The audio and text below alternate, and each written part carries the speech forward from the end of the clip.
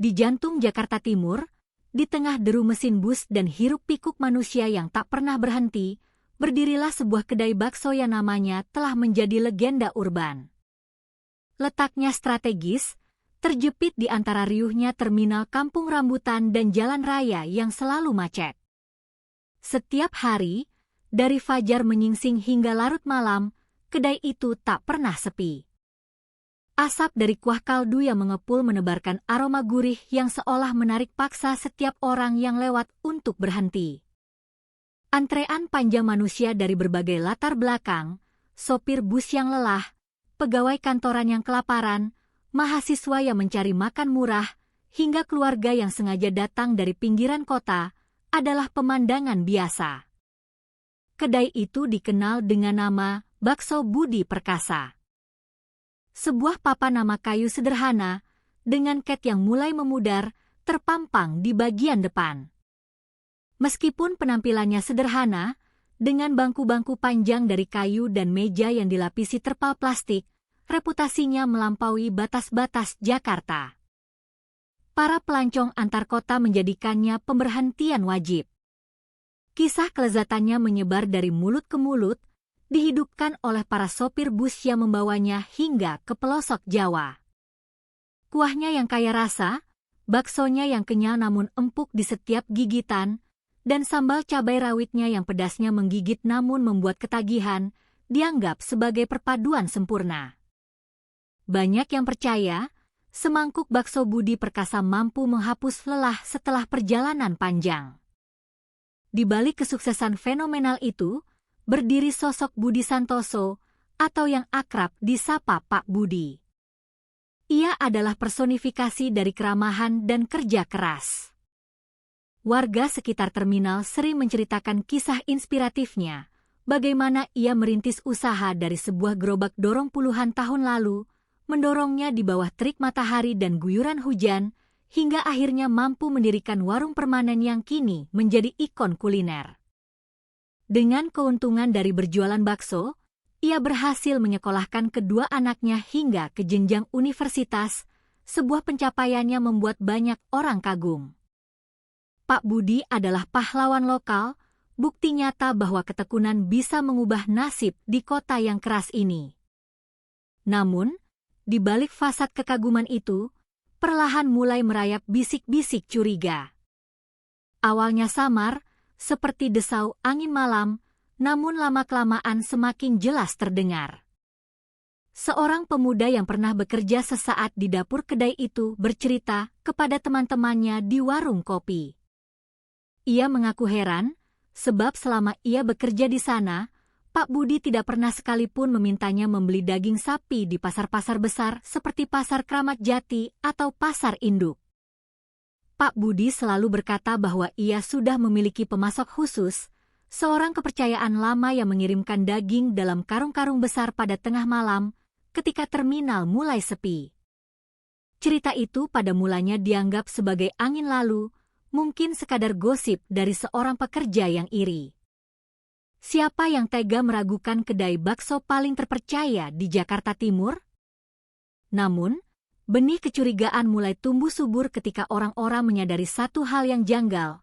Harga semangkuk bakso Budi Perkasa jauh lebih murah dibandingkan kedai-kedai lain, padahal rasanya berkali lipat lebih nikmat.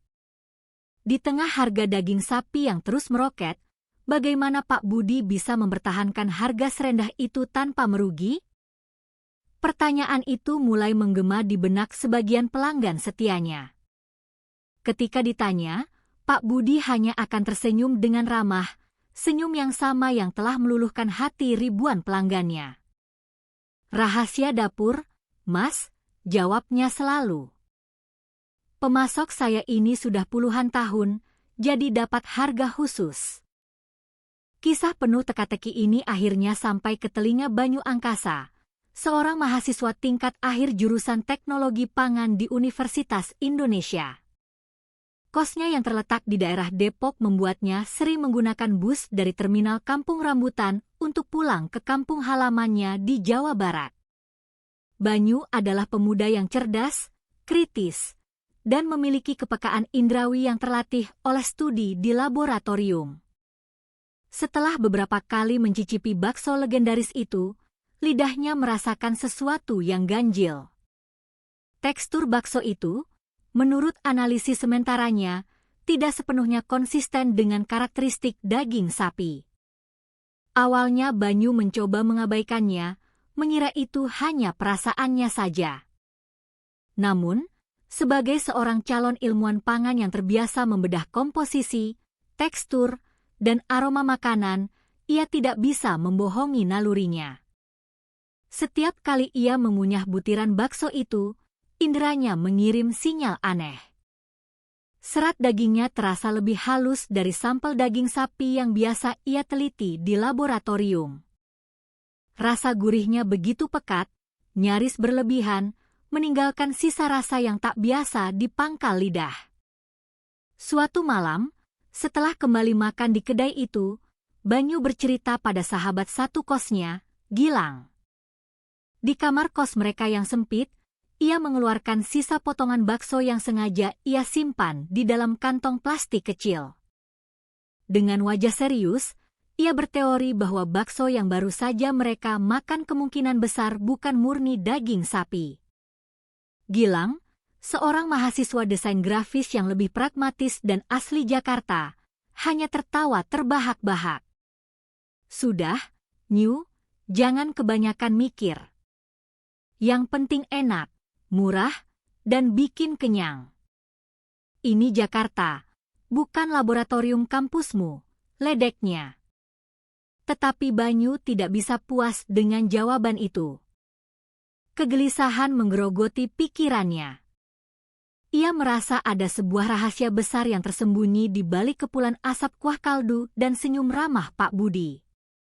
Dalam hatinya ia bergumam, kebenaran ini harus diungkap.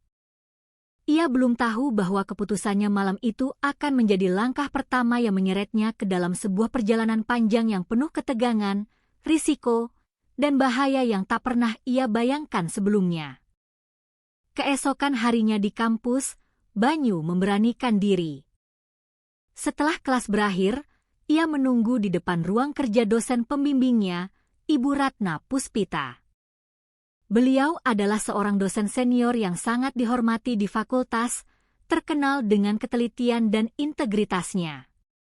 Di hadapan meja yang penuh dengan jurnal-jurnal ilmiah, Banyu dengan hati-hati mengungkapkan kecurigaannya. Ia menjelaskan anomali tekstur dan rasa pada bakso Pak Budi, serta rumor tentang pemasok daging misterius. Ibu Ratna mengerutkan dahi, mendengarkan dengan saksama. Kacamata bacanya sedikit melorot di ujung hidung. Beliau mengingatkan Banyu dengan tegas, tuduhan seperti ini sangat serius, Banyu. Tanpa bukti yang kuat, ini bisa menjadi fitnah berbahaya yang merusak reputasi orang. Namun, melihat kesungguhan di mata mahasiswanya, beliau melanjutkan dengan nada yang lebih suportif, tapi rasa penasaranmu itu ilmiah. Jika kamu yakin, lakukan penelitian. Ambil sampel, bawa ke lab, dan biarkan data yang berbicara. Jangan berspekulasi. Nasihat itu membakar kembali semangat Banyu. Malamnya, ia kembali menyambangi kedai bakso Budi Perkasa, namun dengan niat yang berbeda. Ia memesan semangkuk bakso seperti biasa, duduk di sudut yang agak tersembunyi. Sambil berpura-pura makan, ia diam-diam memasukkan beberapa butir bakso ke dalam sebuah wadah kecil kedap udara yang telah ia siapkan di dalam tasnya. Dari tempat duduknya, matanya awas mengamati setiap sudut kedai.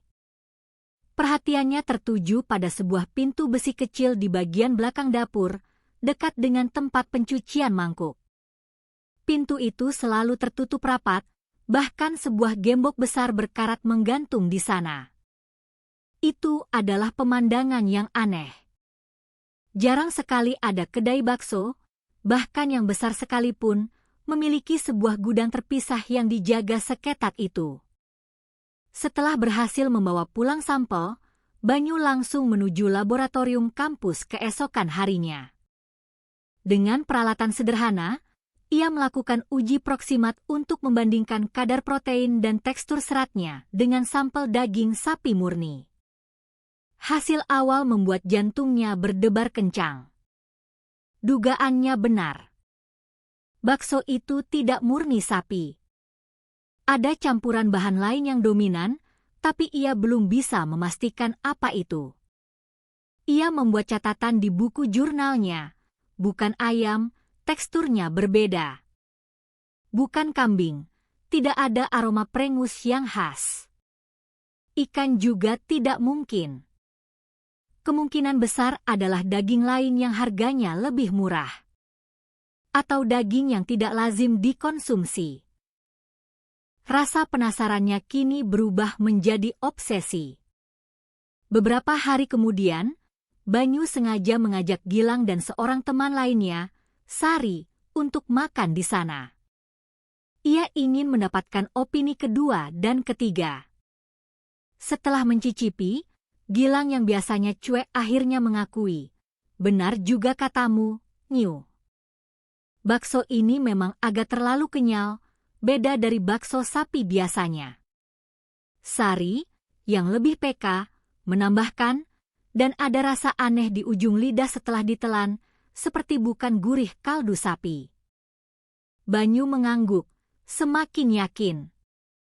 Malam itu, ia duduk termenung di kamar kosnya, memandangi catatan dan sisa sampel di atas meja. Tekadnya semakin bulat. Ia berbisik pada dirinya sendiri, rahasia di balik pintu besi itu harus kubongkar. Ia belum menyadari bahwa langkah yang akan ia ambil selanjutnya akan menyeretnya ke dalam pusaran bahaya yang tak hanya mengancam studinya, tetapi juga nyawanya. Sebuah kisah yang kelak akan mengguncang tidak hanya terminal Kampung Rambutan, tetapi seluruh Jakarta. Malam turun di Jakarta dengan udara yang berat dan lembab, sisa dari hujan deras sore hari. Jalanan di sekitar terminal Kampung Rambutan mulai lengang, menyisakan genangan air yang memantulkan cahaya lampu jalan yang kekuningan. Beberapa pedagang kaki lima terakhir sedang membereskan lapak mereka, meninggalkan aroma sate dan jagung bakar yang terbawa angin malam. Di kejauhan, terdengar deru mesin bus terakhir yang berangkat menuju kota-kota di Jawa. Di tengah suasana yang mulai sunyi itu, Banyu kembali duduk di salah satu bangku panjang di kedai bakso Budi Perkasa. Dari luar, semuanya tampak normal.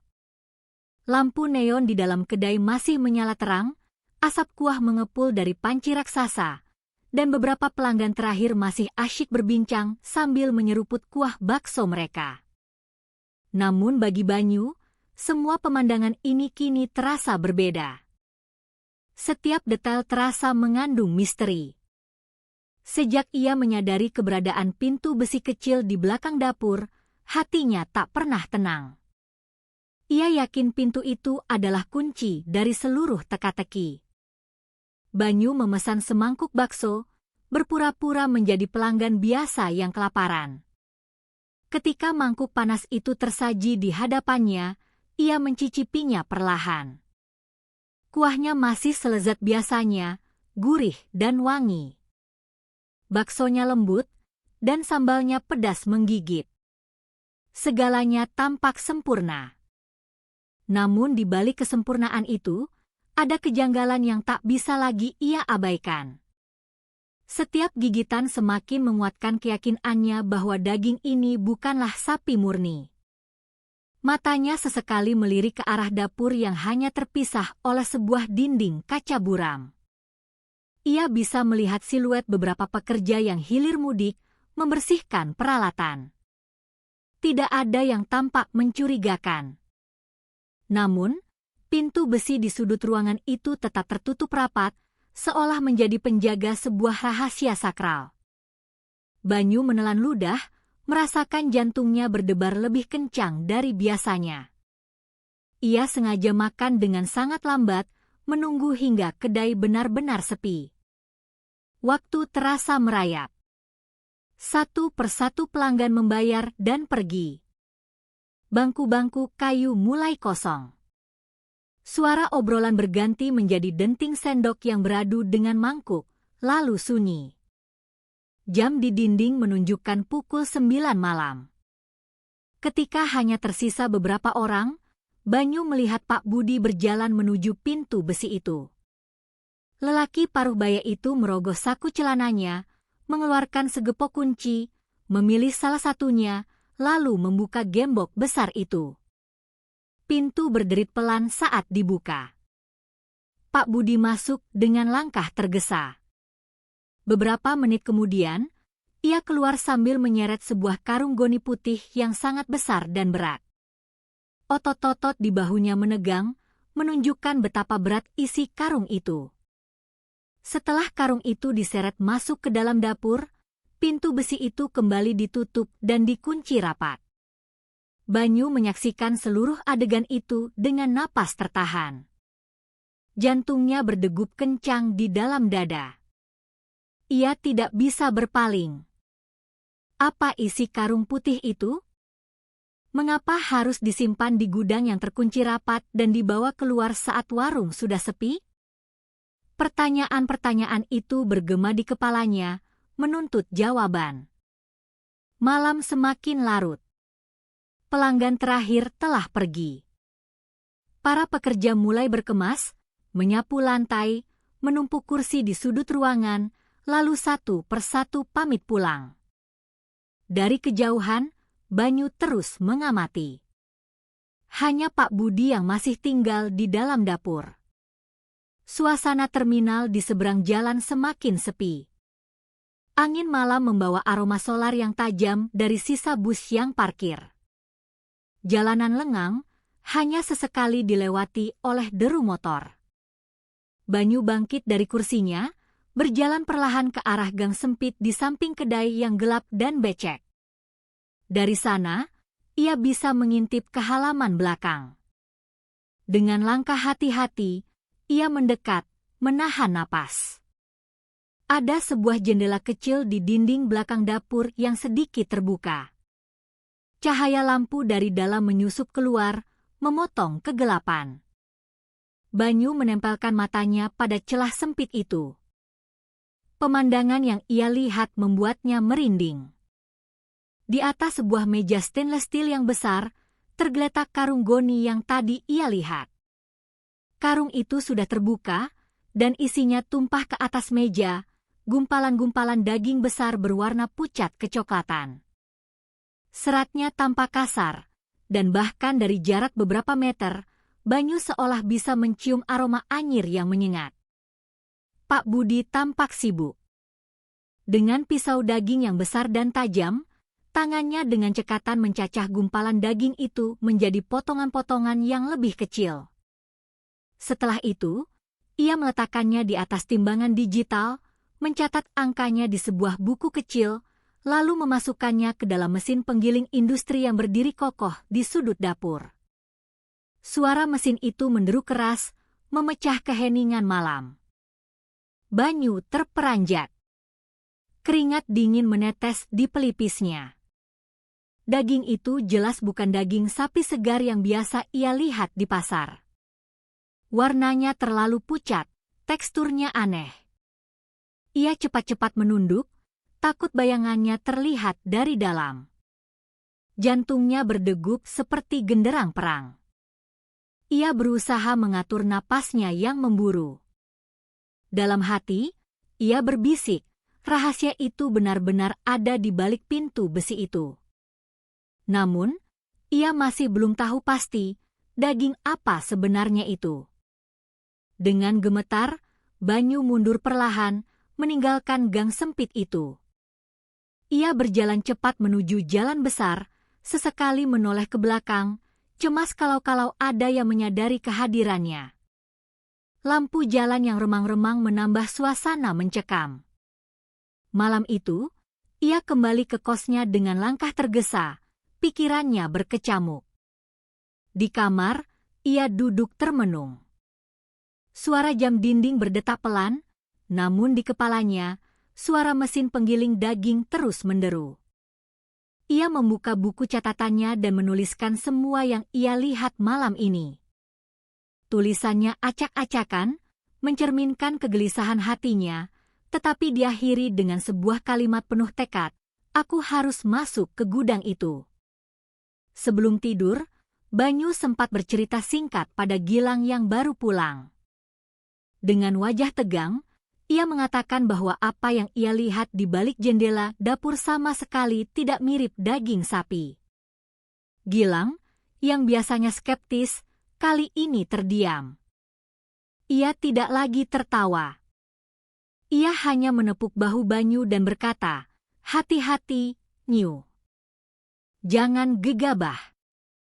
Tapi Banyu hanya mengangguk.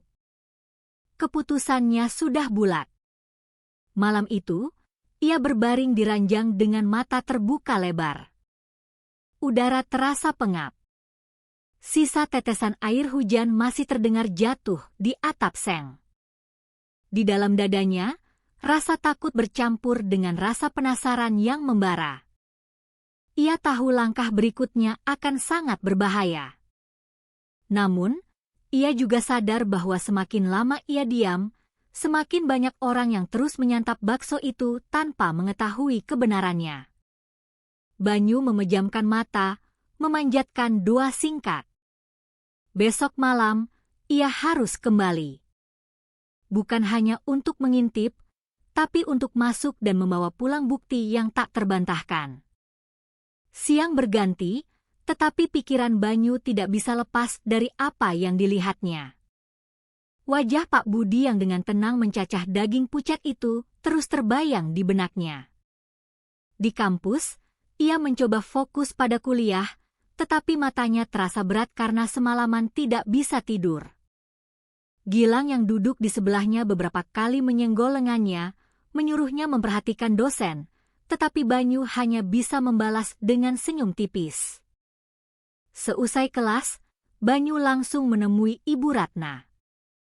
Di ruang dosen yang sepi, ia duduk dengan gelisah, buku catatannya tergenggam erat.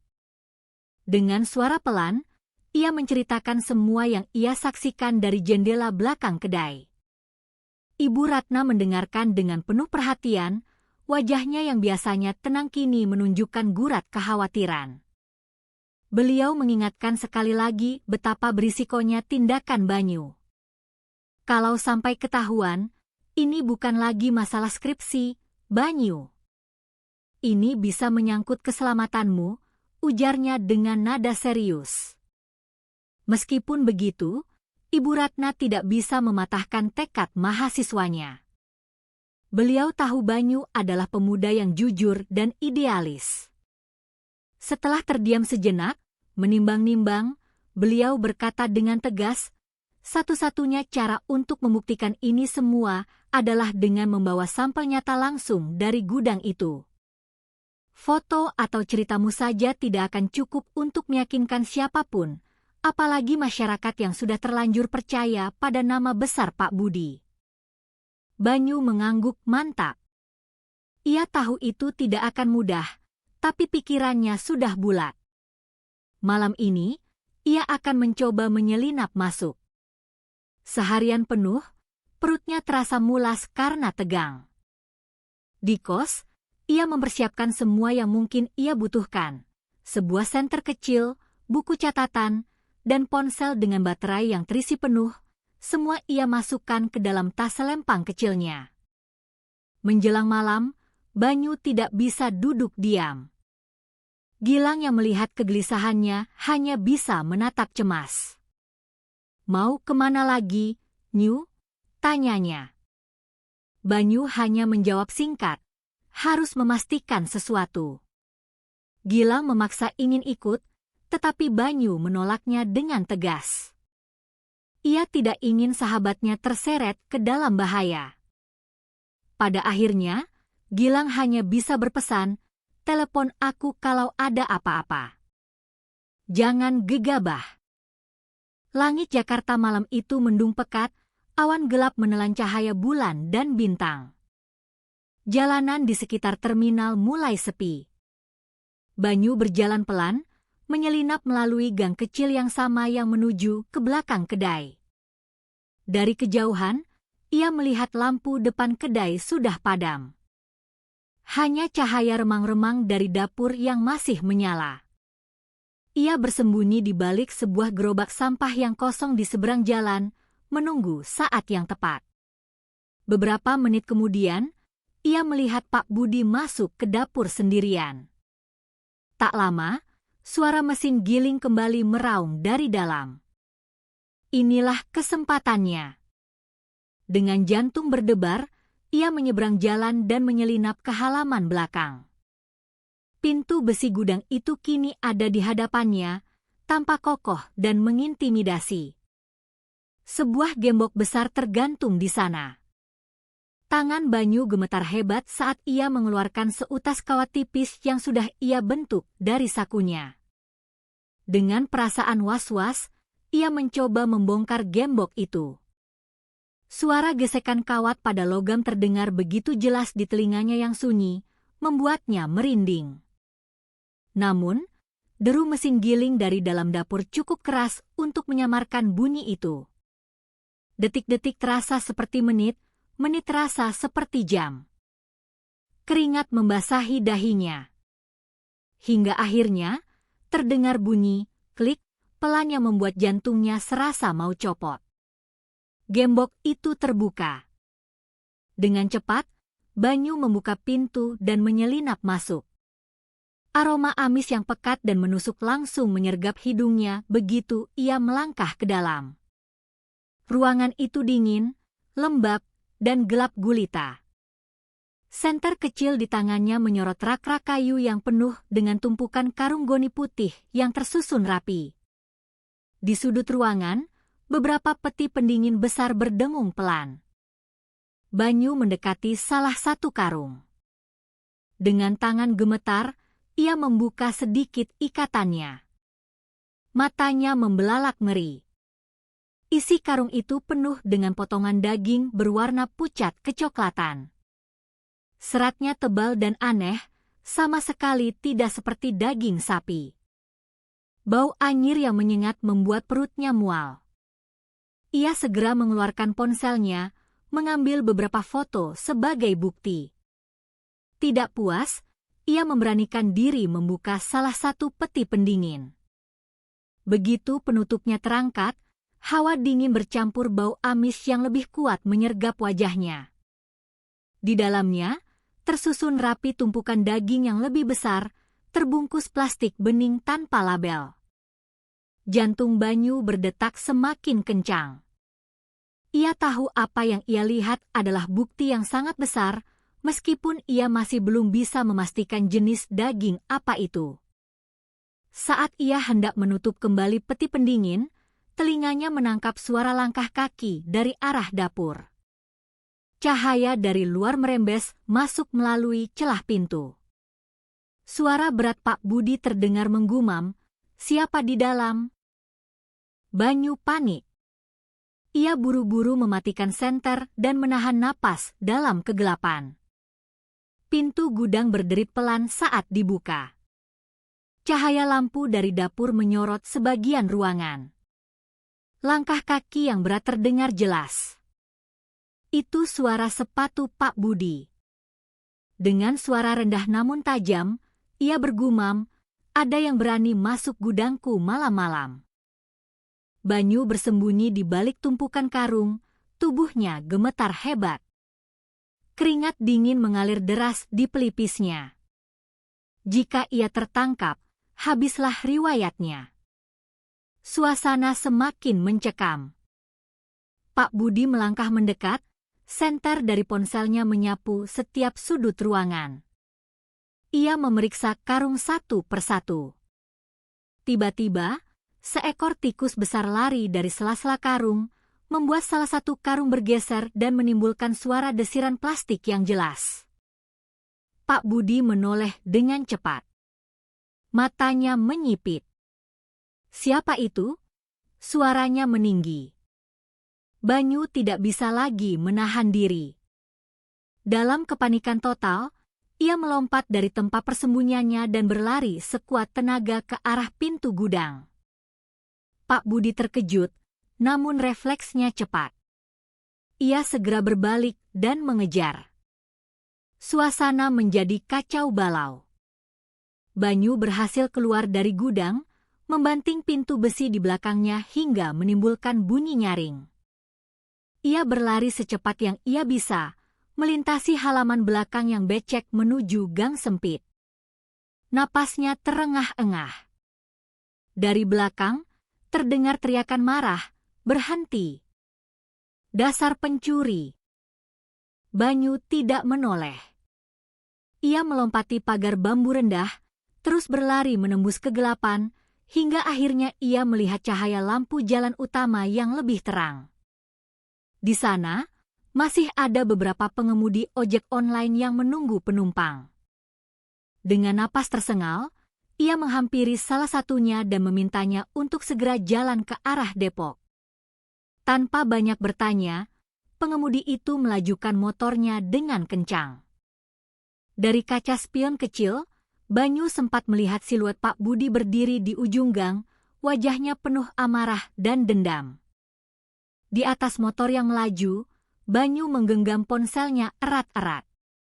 Foto-foto di dalamnya adalah bukti penting. Meski nyawanya hampir melayang, ia berhasil. Malam itu, ia sadar bahwa bahaya yang sesungguhnya baru saja dimulai. Pak Budi tidak akan tinggal diam. Pagi itu, Banyu tiba di kampus lebih awal dari biasanya. Wajahnya pucat pasi, lingkaran hitam di bawah matanya menunjukkan bahwa ia sama sekali tidak tidur semalaman. Bayangan saat ia hampir tertangkap di gudang terus berputar di kepalanya. Setiap kali ia mengingat suara langkah kaki Pak Budi yang mendekat, jantungnya seolah masih berdetak tak karuan. Namun, di dalam tasnya, ia membawa sesuatu yang jauh lebih berharga daripada rasa takutnya, ponsel yang berisi foto-foto daging misterius itu. Begitu melihat Ibu Ratna tiba di ruang kerjanya, Banyu segera menghampiri. Dengan suara yang masih sedikit bergetar, ia berkata bahwa ia telah menemukan sesuatu. Ibu Ratna menatapnya dengan raut penuh tanya, lalu memintanya duduk. Banyu membuka galeri ponselnya, menunjukkan serangkaian foto yang berhasil ia ambil semalam, tumpukan karung goni, gumpalan daging pucat, dan isi peti pendingin yang membeku. Wajah Ibu Ratna seketika berubah serius. Ia mengambil ponsel Banyu, memperbesar salah satu foto, lalu menghela napas berat. Serat daging ini jelas bukan sapi, Banyu. Warnanya terlalu pucat, distribusi lemaknya tidak merata, dan teksturnya sangat tidak wajar untuk daging sapi segar. Dari nada suaranya, jelas bahwa beliau sangat terkejut sekaligus khawatir. Beliau menoleh pada Banyu dengan tatapan tajam. "Dari mana kamu mendapatkan foto-foto ini?" Banyu menunduk sejenak, lalu menceritakan semuanya dengan jujur, bagaimana ia menyelinap ke dalam gudang, bagaimana ia melihat Pak Budi mencacah daging aneh itu, dan bagaimana ia nyaris tertangkap ketika seekor tikus mengkhianati persembunyiannya. Ibu Ratna menutup mulutnya dengan tangan, wajahnya ikut pucat mendengar cerita nekat itu. Beliau sadar betapa besar bahaya yang telah dihadapi mahasiswanya. Setelah terdiam cukup lama, Ibu Ratna berkata dengan suara tegas, "Foto ini memang bukti awal yang kuat, tapi belum cukup untuk menindak. Untuk memastikan jenis daging ini secara hukum, kita harus memiliki sampel fisik untuk diuji di laboratorium resmi pemerintah. Tanpa itu, semua ini hanya akan dianggap rumor, bahkan bisa berbalik menyerangmu. Kita harus sangat hati-hati." Banyu mengangguk mengerti. Ia tahu ucapan dosennya benar. Namun, untuk mendapatkan sampel fisik, itu berarti ia harus kembali ke gudang terkutuk itu. Bayangan kejadian semalam membuatnya merinding, tetapi tekadnya tidak goyah sedikit pun. Ia berkata bahwa apapun risikonya, ia akan kembali. Saat mereka masih berdiskusi, pintu ruangan diketuk. Gilang masuk dengan wajah tegang. Napasnya tersengal seolah habis berlari dari ujung koridor. Dengan suara pelan, ia berkata, "Nyu, gawat. Tadi pagi gue lihat ada 2 orang gak dikenal mondar-mandir di depan kosan kita. Mereka nanya-nanya ke ibu warung sebelah tentang ciri-ciri anak muda yang mirip elu. Katanya sih teman lama, tapi muka mereka sangar banget." Wajah Banyu langsung berubah pias. Itu pasti orang suruhan Pak Budi. Ia menatap Ibu Ratna dengan cemas. Ibu Ratna pun tampak semakin khawatir. Beliau berkata dengan tegas, "Kamu tidak boleh lagi bertindak sendirian, Banyu. Jika benar ini sudah menyangkut preman, pihak berwenang harus dilibatkan. Tapi sebelum itu, kita harus punya bukti yang tak terbantahkan." Banyu mengepalkan tangannya di bawah meja. Ia berkata dengan suara mantap, "Malam ini saya akan kembali, Bu. Apapun risikonya, saya harus membawa pulang sampel daging itu." Kata-kata itu membuat ruangan menjadi hening. Gilang menatap sahabatnya dengan mata cemas, sementara Ibu Ratna hanya bisa menghela napas panjang, menyadari bahwa tekad mahasiswanya sudah tak bisa dibendung. Malamnya, suasana Jakarta terasa lebih mencekam dari biasanya. Banyu duduk di kamarnya, menatap jam dinding yang jarumnya seolah berjalan lebih lambat, menambah ketegangan di dadanya. Di atas meja, ia telah menyiapkan sebuah kotak sampel steril dari laboratorium kampus, sepasang sarung tangan plastik, dan senter kecil. Ia bergumam pelan pada dirinya sendiri, "Kalau malam ini gagal, mungkin aku tidak akan pulang lagi." Sekitar pukul 11 malam, ia keluar diam-diam dari kos. Jalanan sepi, hanya ada suara gonggongan anjing dari kejauhan. Ia berjalan menuju kedai bakso Pak Budi dengan langkah yang jauh lebih hati-hati. Dari kejauhan, ia melihat seorang pria asing duduk di bangku depan kedai yang sudah tutup. Pria itu berpura-pura merokok, tetapi matanya awas mengamati sekitar, seperti seorang penjaga. Banyu tidak berani mendekat dari depan. Ia memilih jalur memutar melalui gang kecil yang sama. Ia menunggu momen ketika pria itu menunduk untuk menyalakan rokoknya yang ketiga. Lalu, dengan gerakan cepat, ia menyelinap masuk ke halaman belakang. Dari celah jendela dapur, ia bisa melihat Pak Budi masih sibuk dengan mesin giling. Suara raungan mesin menjadi kamuflase sempurna bagi langkah pelannya. Gudang kecil itu kini berada tepat di depannya. Gembok yang menggantung tampak lebih besar dari sebelumnya. Seolah Pak Budi sengaja menggantinya dengan yang lebih kuat. Banyu mengeluarkan kawat yang lebih tebal yang sudah ia siapkan. Tangannya gemetar saat mencoba membongkar gembok baru itu. Suara gesekan kawat terasa lebih nyaring, membuat jantungnya semakin berdebar. Beberapa menit yang terasa seperti selamanya berlalu, hingga akhirnya terdengar bunyi klik yang membuat napasnya lega. Gembok itu terbuka lagi. Dengan cepat ia masuk dan menutup pintu di belakangnya. Aroma amis langsung menyergap, lebih tajam dari kemarin. Banyu segera mengenakan sarung tangan. Ia membuka salah satu karung, mengambil sepotong kecil daging dengan pisau lipat, lalu memasukkannya ke dalam kotak sampel steril. Setelah itu, ia mendekati peti pendingin, membuka penutupnya, dan mengambil sedikit potongan daging beku dari dalam. Ia menutup kotak itu rapat-rapat dan memasukkannya ke saku dalam jaketnya. Namun, belum sempat ia melangkah keluar, telinganya menangkap suara langkah kaki dari luar. Kali ini lebih dari satu orang. Terdengar suara pria asing yang berbicara dengan Pak Budi. Tadi kayaknya ada bayangan masuk ke belakang, Bos. Wajah Banyu memucat. Itu artinya ia sudah ketahuan. Suara Pak Budi terdengar rendah namun penuh amarah. Kalau benar dia nekat kembali, malam ini dia tidak akan bisa keluar lagi. Banyu membeku. Jantungnya serasa berhenti berdetak. Kotak sampel sudah ada di tangannya, tetapi jalan keluar kini telah tertutup. Ia sadar bahwa malam ini akan jauh lebih berbahaya daripada yang pernah ia bayangkan.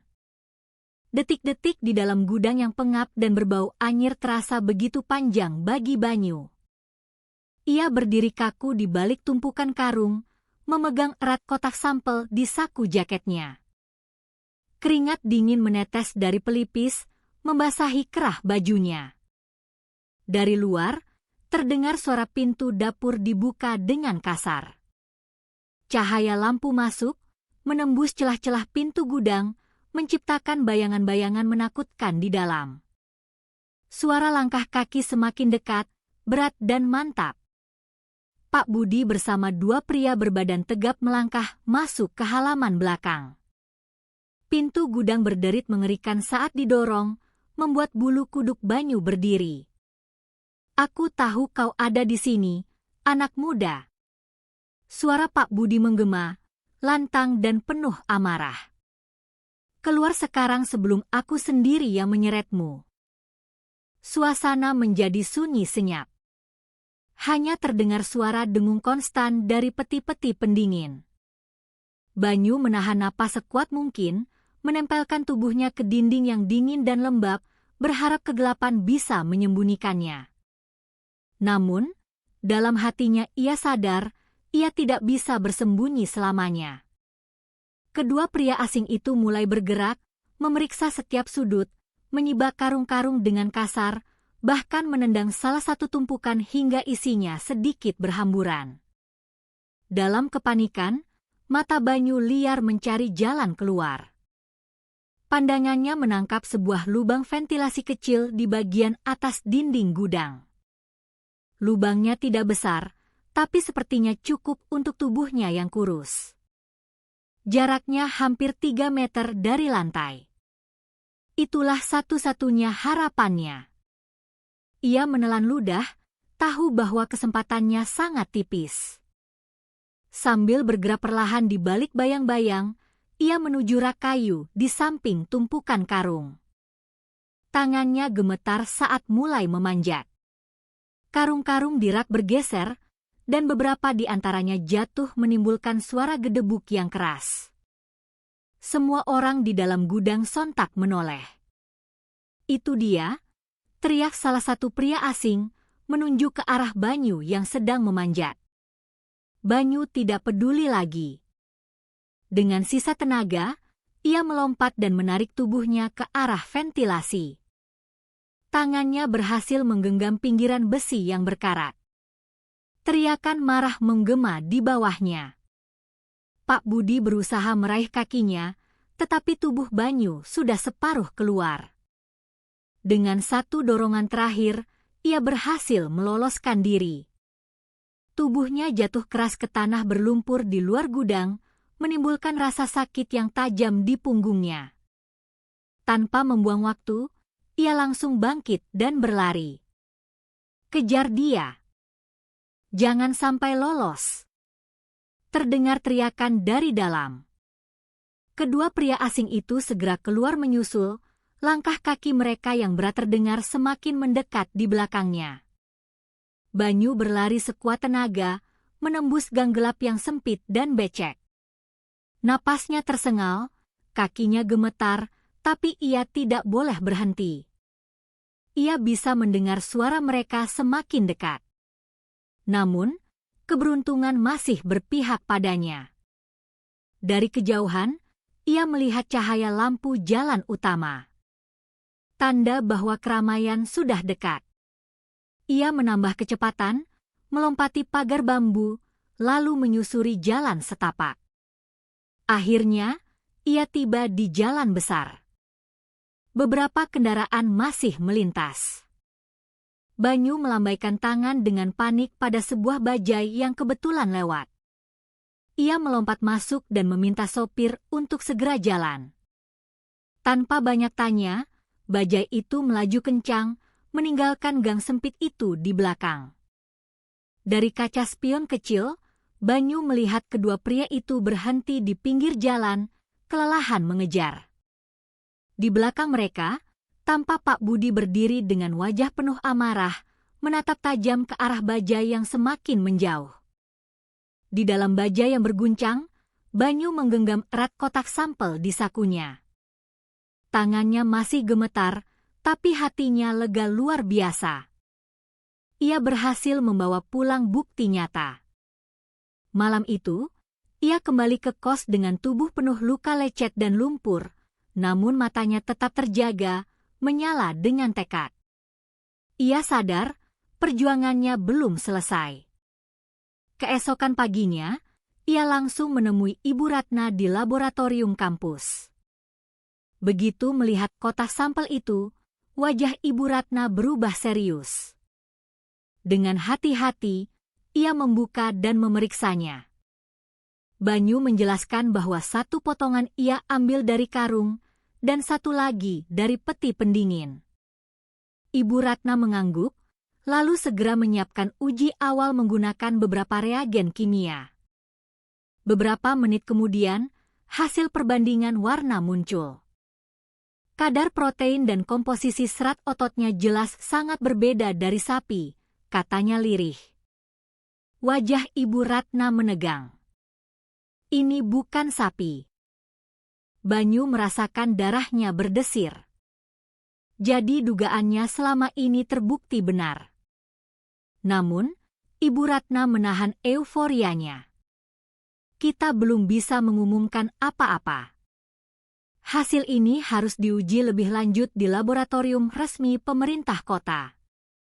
Tanpa validasi dari mereka, semua ini bisa dianggap spekulasi. Ingat, Banyu, kita berhadapan dengan usaha besar yang punya banyak pelanggan setia.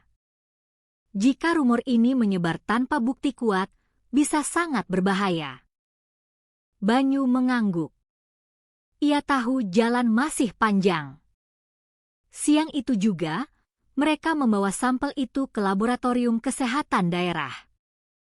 Prosesnya memakan waktu. Banyu menunggu dengan gelisah, bolak-balik berjalan di koridor rumah sakit sambil menggenggam buku catatannya. Gilang dan Sari datang menemaninya, mencoba menenangkan meskipun wajah mereka juga sama tegangnya. Beberapa jam kemudian, seorang analis laboratorium keluar membawa sebuah map berisi hasil uji. Wajahnya tampak serius. Ia berkata, berdasarkan metode uji DNA, sampel daging ini tidak mengandung DNA sapi sama sekali. Komposisinya mayoritas berasal dari daging babi, dengan beberapa campuran lain yang tidak teridentifikasi. Ruangan seketika hening. Banyu menutup mulutnya dengan tangan yang gemetar. Ibu Ratna menatap hasil uji itu dengan wajah muram. Fakta ini akan mengguncang Jakarta. Selama bertahun-tahun, ribuan orang percaya mereka menyantap bakso sapi, padahal kenyataannya jauh berbeda. Banyu mengepalkan tangan. Dengan suara tegas ia berkata, ini bukan lagi sekadar soal reputasi, Bu. Ini soal kejujuran, kesehatan, dan keyakinan banyak orang. Warga berhak tahu apa yang mereka makan. Namun, Ibu Ratna kembali mengingatkan, Pak Budi dan jaringannya tidak akan tinggal diam. Jika informasi ini bocor sebelum waktunya, kamu bisa jadi target pertama. Banyu menarik napas panjang. Ia menatap map hasil uji itu dengan mata penuh tekad. Apapun risikonya, kebenaran harus terungkap. Ia sadar, langkah berikutnya adalah yang paling berbahaya, membongkar rahasia ini di hadapan publik. Hari itu, langit Jakarta tampak cerah, namun suasana di Jakarta Convention Center, GCC, begitu padat dan meriah. Sebuah pameran kuliner terbesar se-Indonesia, Jakarta Food Expo sedang digelar. Puluhan stan dari merek-merek makanan ternama berjejer rapi. Aroma aneka masakan, dari rendang hingga soto, berbaur di udara. Pengunjung datang berbondong-bondong, para food vlogger sibuk membuat konten, sementara musik modern mengalun dari panggung utama. Di tengah kemewahan itu, stan Bakso Budi Perkasa berdiri paling megah dan mencolok. Spanduk raksasa bertuliskan "Bakso Legendaris Jakarta, Cita Rasa Nusantara" membentang di bagian depan. Antrean pembeli mengular panjang, semua tak sabar ingin mencicipi semangkuk bakso yang telah menjadi ikon kuliner ibu kota. Malam itu, panitia bahkan telah menyiapkan sebuah penghargaan khusus untuk Pak Budi Santoso sebagai tokoh inspiratif pelestari kuliner daerah. Namun, di sudut lain keramaian, Banyu berdiri dengan wajah tegang. Di tangannya, tergenggam erat sebuah map berisi hasil uji laboratorium resmi dan sebuah flash disk yang memuat semua foto serta rekaman investigasinya. Di sampingnya, Ibu Ratna menemaninya dengan setia, wajahnya tampak cemas. "Banyu, kalau kamu benar-benar melakukan ini, tidak akan ada jalan untuk kembali." "Kamu siap?" bisik Ibu Ratna pelan. Banyu menatap ke arah panggung dengan mata yang menyala penuh tekad. Ia menjawab dengan suara rendah, "Saya lebih takut jika saya terus diam, Bu." Ketika pembawa acara dengan suara meriah mempersilakan Pak Budi Santoso naik ke panggung untuk menerima penghargaan, tepuk tangan riuh bergema di seluruh aula. Warga bersorak, blitz kamera ponsel menyala di mana-mana. Wajah Pak Budi tampak begitu bangga saat ia melangkah naik, senyum lebarnya memancarkan rasa percaya diri yang tak tergoyahkan. Namun, tepat sebelum trofi penghargaan itu diserahkan, Banyu maju ke depan, menerobos kerumunan. Dengan mikrofon yang ia rebut dari salah satu panitia, suaranya terdengar lantang memecah kemeriahan. "Mohon maaf. Saya tidak bisa membiarkan penghargaan ini diberikan sebelum seluruh warga Jakarta tahu kebenarannya." Kerumunan langsung gaduh. Orang-orang berbisik, sebagian menatap heran, sebagian lagi berteriak menanyakan siapa pemuda nekat itu. Pak Budi menoleh, senyum di wajahnya seketika lenyap, berganti dengan ekspresi muram dan marah. Dengan nada tajam, ia bertanya apa maksud ucapan Banyu. Banyu mengangkat map di tangannya tinggi-tinggi. "Saya Banyu Angkasa, mahasiswa teknologi pangan. Saya telah melakukan penelitian, dan bakso dari kedai Pak Budi yang kita agung-agungkan ini bukanlah daging sapi murni. Hasil uji DNA dari laboratorium resmi pemerintah menunjukkan bahwa bakso itu mengandung daging babi." Aula GCC seketika meledak. Ada yang berteriak histeris tak percaya. Ada yang menutup mulut menahan mual. Bahkan ada yang menangis karena merasa telah ditipu selama bertahun-tahun. Suara-suara itu bercampur menjadi sebuah kegaduhan yang luar biasa. Wajah Pak Budi memerah padam. Dengan suara bergetar karena marah, ia membantah. "Fitnah. Anak ingusan sepertimu berani menuduh usaha yang sudah saya bangun puluhan tahun." Ia menunjuk Banyu dengan jari gemetar. Namun, Banyu tetap berdiri tegas. Dengan cepat, ia menancapkan flash disk miliknya ke laptop operator di panggung. Seketika, layar proyektor raksasa di belakang panggung berganti, menampilkan foto-foto gudang rahasia yang kotor, karung-karung berisi daging pucat, serta peti pendingin yang penuh potongan daging misterius. Video rekaman singkat dari ponselnya juga muncul, memperlihatkan aktivitas Pak Budi mencacah dan menggiling daging yang jelas-jelas bukan sapi.